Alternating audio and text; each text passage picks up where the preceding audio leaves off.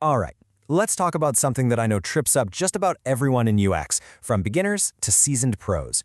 With this huge universe of user experience research methods out there, how in the world do you choose the right one for your project? You know what I'm talking about, right? You look at all the options, and it just feels vast, like you're lost at sea, staring at an endless ocean of possibilities with absolutely no compass. It's easy to feel a little overwhelmed. I mean, you've got diary studies, A/B testing, contextual inquiry, card sorting, oh, and don't forget usability benchmarking, focus groups, surveys, eye tracking, field studies. Phew, the list literally just keeps going. It's enough to make your head spin. But what if I told you there's a way to cut through all that noise? What if, instead of that endless, chaotic list, you had a map? A simple, clear framework to help you navigate this whole thing and pick the perfect tool for the job, every single time. Well, that's exactly what we're going to build today. Okay, so let's get into it. This is our map, the 3D framework. And really, it's all about a super simple way to organize every single one of those methods so you can see, almost instantly, which one you need, and just as importantly, why. See, the key here isn't just making another list. No, it's about understanding how all these methods relate to each other, and we do that by looking at them along 3 key dimensions. So yeah, think of it less like a boring old checklist and more like a GPS for your research project. So what are these dimensions? Well, here they are. These are the 3 axes of our map. First, we have attitudinal versus behavioral. Next up, qualitative versus quantitative. And finally, the context of product use. The really cool part? Every single research method you can think of, it fits somewhere on this framework.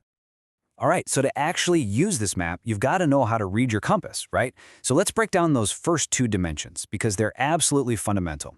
It's really all about what you're asking and how you're measuring it. Okay, first up, this is a big one. It's the difference between what people say and what people do. Attitudinal research, that's all about people's stated beliefs, right? It's what they tell you they think in a survey or an interview. But behavioral research, that's about watching what they actually do. Where do they click? How do they try to finish a task? And let me tell you, what people say and what they do can be 2 wildly different things. All right, our next axis is qualitative versus quantitative. And you can just think of this as the difference between stories and stats. Qualitative methods are all about getting those rich, insightful stories. They help you understand the why behind someone's actions. On the flip side, quantitative methods give you the hard numbers, the statistics. They answer how many and how much, which tells you if that problem you found is just a minor thing or, a full-blown crisis. And this is where it all starts to click. When you put those 2 dimensions together, you get these 4 distinct quadrants. And now you can pinpoint the exact kind of question you're really trying to answer. Like, are you trying to figure out why users say something is confusing? That's one quadrant. Or are you trying to measure how many users actually fail to complete a task? That's another. Each one gives you a totally different piece of the user experience puzzle. Okay, but wait, we're not done. There's one more layer to this map, and it's a big one: time. Because choosing the right research method isn't just about what you're asking, it's also about when you're asking it, in the whole product development lifecycle. So you can basically break it down into 3 phases. First, you've got the strategize phase. This is super early on. You're doing what's called generative research to find totally new opportunities. Then you move into the design phase.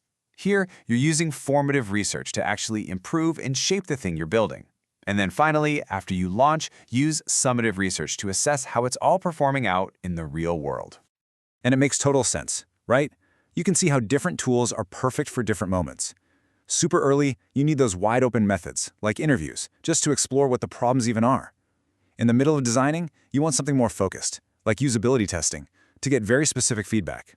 And of course, after you've launched, you need methods that can scale, like A/B testing, to see how you're really doing. Okay, so there you have it, our complete map. But, a map is only useful if you actually use it. So let's put it to the test. Let's grab a few really common research methods and plot them on the map to see where they land and what that actually tells us. Let's kick things off with a total classic, usability testing. Now this one is pretty cool because it's kind of a hybrid. You're literally watching what people do, that's behavioral, but you're also asking them what they think as they go, that's attitudinal. And you're getting these great stories, which is qualitative. But you might also be timing how long it takes them to do something, which is quantitative. See? It's like the ultimate flexible workhorse, which is why it sits pretty much right in the middle of our map. So what about something like A/B testing? Well, this one is the total opposite. It's absolutely razor-focused. You're not asking anyone for their opinion. You're not looking for why. You are simply measuring one single behavior. Did they click the button or not? At a massive scale. That puts it firmly and squarely in the behavioral and quantitative quadrant. It's the perfect tool for when you just need to know one thing. Which one of these designs worked better? And for our last example, let's look at field studies. Now, these are amazing because they get you out of the sterile lab environment and into a person's actual world, their home, their office. This makes them lean heavily qualitative. You're there to be a sponge, to soak up all the context and uncover the deep why behind how people live and work. This method is pure discovery, which is why it's such a go-to when you're in that early strategic phase. You know, when you don't even know what questions you should be asking yet. And look, at the end of the day, this whole thing isn't just some abstract academic exercise. It really comes down to what the researcher Christian Rower said: the success of your work will be determined by how much of an impact it has on improving the user experience. That's the whole point, right?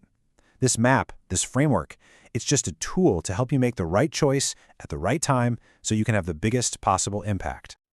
So there you have it. You have the map.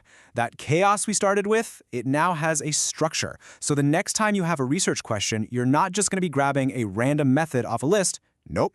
You'll be choosing your destination with intention, with purpose. So the only real question left is, where will your research journey take you next?